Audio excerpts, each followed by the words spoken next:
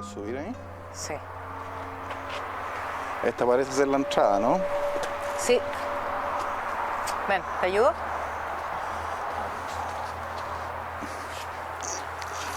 Gracias. Sí, aquí estamos en la entrada. ¿Quién hace esos dibujos?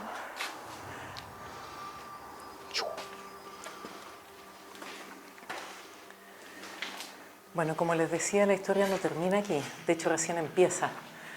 ¿Qué sucede después de que Eduard von Oppenheim vende la casa? Estamos hablando de la época entre la Primera y la Segunda Guerra Mundial.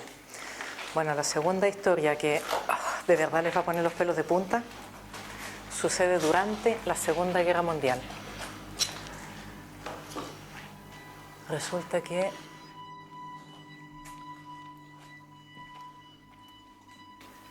en 1943 esta mansión la utilizaron para albergar a trabajadores forzados, o sea, personas que se tomaron presa durante la Segunda Guerra por diversas razones y que los obligaron a hacer trabajos aquí en este lugar.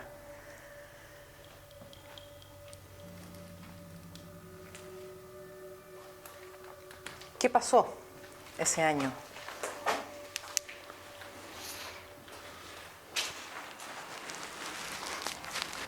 Resulta que dentro de estos trabajadores forzados había un chico polaco de 19 años que se enamoró de la hija del terrateniente.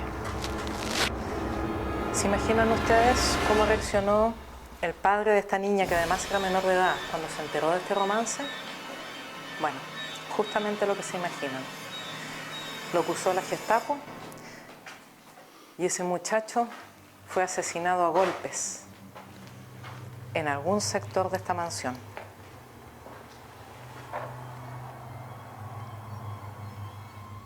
Vamos a ver qué hay abajo.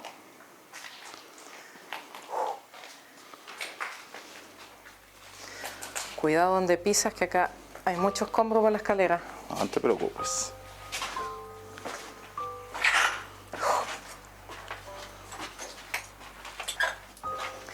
Bueno, las historias que nos trajeron a hacer esta aventura es que en los diarios locales, de Colonia principalmente, habían un montón de relatos de personas que habían venido aquí a esta casa por curiosidad, etcétera, que dicen no solamente haber visto siluetas, sino que escucharon ruidos, quejidos, que incluso sintieron olores, como les explicaba antes, pero también fotógrafos aficionados que después de revelar sus fotos se encuentran que habían algunos halos en distintas partes de la imagen, no como un fallo de cámara, sino más bien halos en distintas posiciones. También hubieron personas que vinieron a filmar y que después encontraron minutos de estática en las filmaciones que se supone que eran de varios minutos y resulta que habían horas de estática filmadas.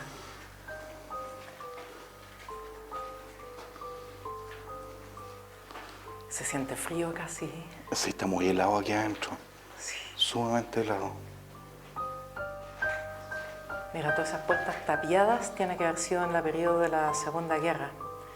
Que todo el primer piso, subterráneo y primer piso, fueron tapiados, me imagino yo, para que la gente no vea las cosas que sucedían aquí adentro. Bueno, como les decía, las historias no terminan con estas dos que les acabo de contar. Hay otros sucesos más que dieron fama a la casa embrujada o casa fantasma. ¿Qué dices tú? ¿Subimos? Yo creo. Sí. Ya. Veamos qué hay arriba, porque en el segundo piso les voy a seguir contando la historia de esta casa, que es bastante más tenebrosa de lo que hemos visto hasta ahora.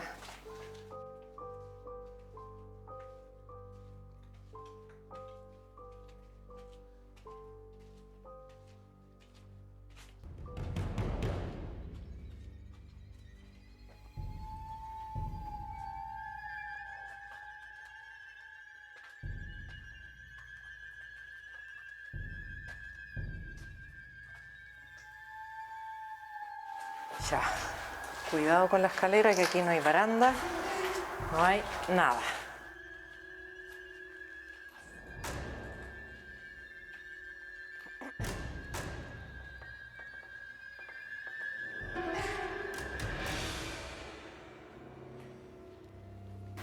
¿Qué pasó después del suceso de la Segunda Guerra Mundial? Se acabó la guerra, la casa se vendió y el nuevo ocupante fue el ex juez nazi del Tercer Reich. Él ocupó esta casa, él no tenía descendencia y vivió en esta casa con su señora.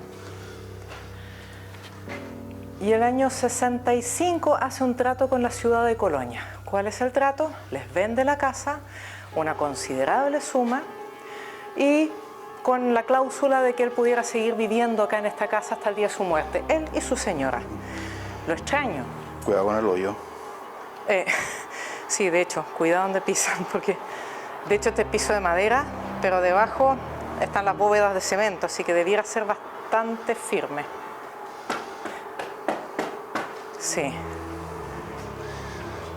Bueno, resulta que lo curioso y lo extraño y lo inexplicable es que 2 años después de haber hecho un trato millonario y tener una casa para pasar el resto de su vida, él se ahorca.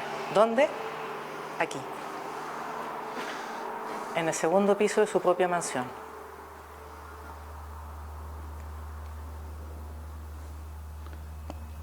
¿De ese cable?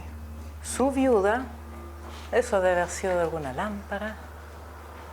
Mira el moho que se va formando entre medio de los ladrillos.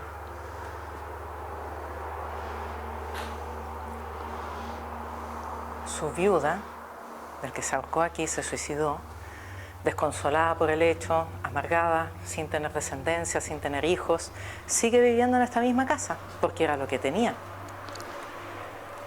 Pero la verdad es que esta tremenda mansión se le hacía tan grande que ella se recluyó a un pequeño espacio de la casa, que fue justamente, por razones que nadie lograría entender, este segundo piso, donde se ahorcó su marido, y siguió viviendo aquí. De ahí nacen muchas historias, que como la casa quedó en un total abandono, porque ella se recluyó a este pequeño espacio y se quedó viviendo solamente en este piso, hay muchas historias que veían que la casa ya estaba consumida por la vegetación, los árboles crecían en ella y tenía una fachada de abandono impresionante, parecido a lo que vemos hoy en día. Y la gente cuando pasaba por fuera y se acercaban a la casa, veían por las ventanas que pasaba la viuda. Lo extraño es que muchas de las historias que cuentan haber visto a la viuda son después del año 2000, año en el que la viuda falleció definitivamente.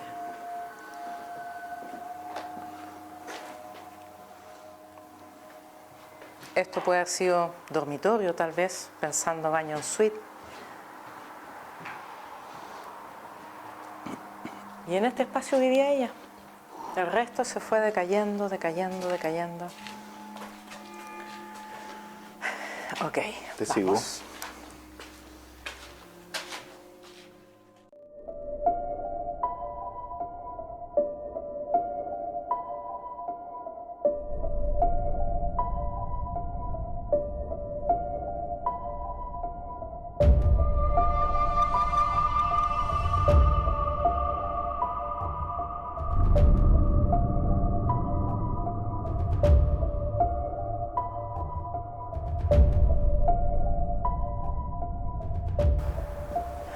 Bueno, aquí viene la última historia que le da la actual reputación a esta tremenda mansión abandonada hace 22 años exactamente, que fue cuando falleció la viuda.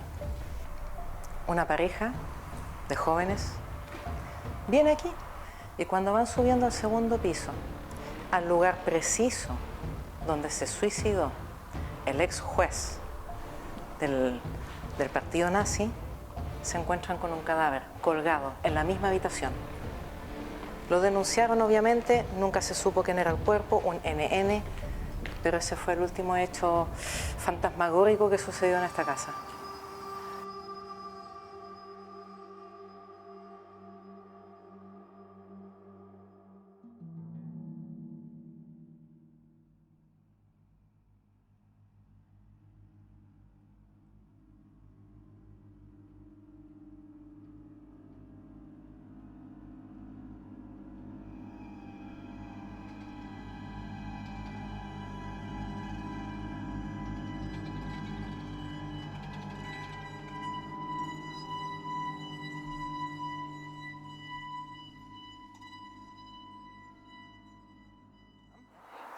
Una historia diferente, pero historia al fin. Si les gustó, no se olviden dar like y sobre todo suscríbanse a mi canal porque con eso nos permiten seguir trayendo estas aventuras a sus casas. Nos vemos.